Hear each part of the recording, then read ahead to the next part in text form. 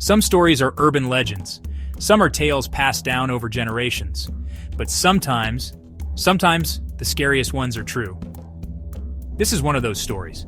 A truck driver, a lonely road, and a hitchhiker who was never supposed to be there.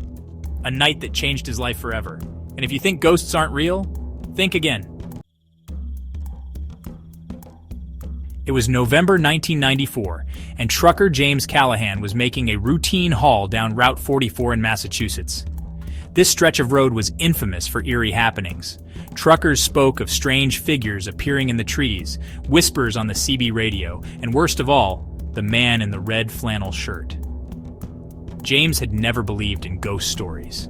He had been on the road for over 15 years, and the only thing he feared was falling asleep at the wheel.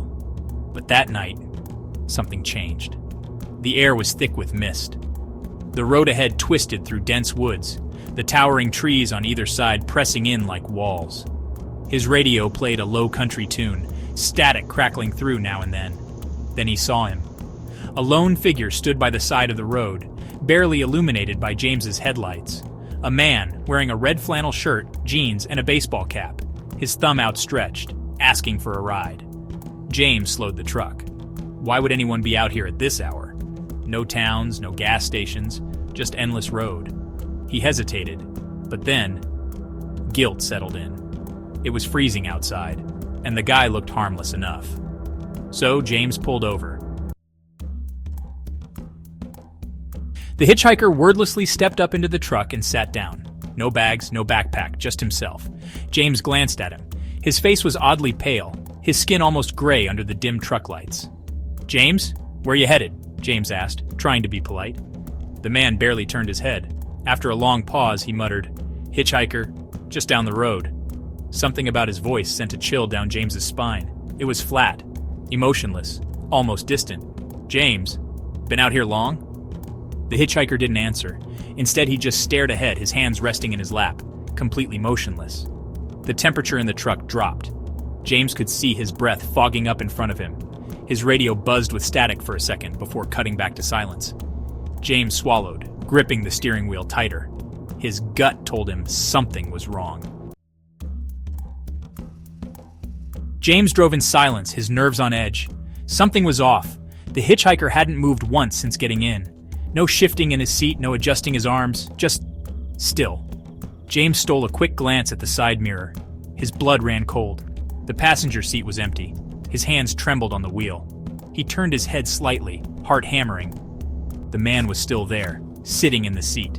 James's stomach twisted into knots. He swallowed hard, telling himself he was just imagining things. Sleep deprivation, that had to be it. He looked back at the road, exhaling slowly, but then he checked the rearview mirror. There was no reflection. The seatbelt was buckled. The man was sitting right there beside him, but in the mirror, nothing. James's breath came short and fast. He whipped his head around. The seat was empty. The truck swerved slightly as panic set in. He slammed the brakes, the tires screeching against the pavement. James sat there, chest heaving, trying to process what had just happened. Then, a voice, a whisper. "Hitchhiker, you should never have stopped." It came from the passenger seat. James jerked his head to the side and saw him. The hitchhiker was back, staring straight ahead. A twisted smile crept across his face. James let out a choked yell. He fumbled for the door handle, but the truck's power cut out. The engine died. The lights flickered. The radio let out an ear-splitting shriek of static, followed by a deep, garbled voice muttering something in a language James didn't understand. The air grew thick and suffocating. James could barely move. The hitchhiker turned his head slowly toward him. For the first time, James saw his eyes. They were completely black, and then he vanished. The truck roared back to life. The headlights flickered on. The radio returned to static before playing the soft hum of country music again. James's hands were shaking so badly he could barely hold the wheel. He slammed on the gas and never looked back. The next morning, James told his story to a group of truckers at a diner. One of them, an older man, nodded slowly. "Trucker, you saw him? The man in the red flannel. You're lucky you got away." "James, what do you mean?" The trucker sighed and leaned in. "Trucker, years ago a man just like that was hit by a semi on this road. They say he was trying to hitch a ride, but never made it.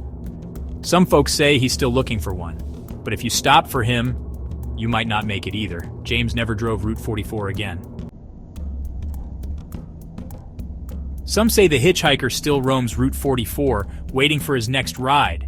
Maybe he just wants to get home, or maybe he's looking for something else. So if you're ever driving alone at night and you see a man in a red flannel shirt asking for a lift, maybe it's best to keep driving. If you enjoyed this story, don't forget to like, share, and subscribe for more chilling tales.